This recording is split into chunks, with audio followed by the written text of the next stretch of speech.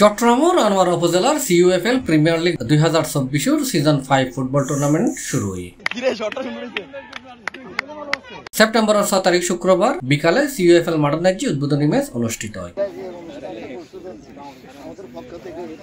উদ্বোধনী খেলাত CUFL sporting club বনাম সিইউএফএল জাগরণ ক্লাব প্রতিদ্বন্দ্বিতা করছে। খেলা এক গোলে ড্র হয়।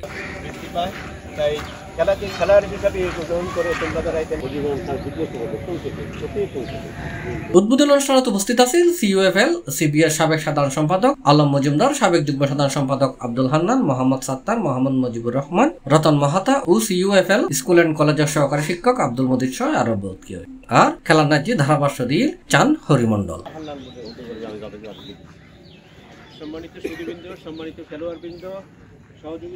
C plus Chittagong.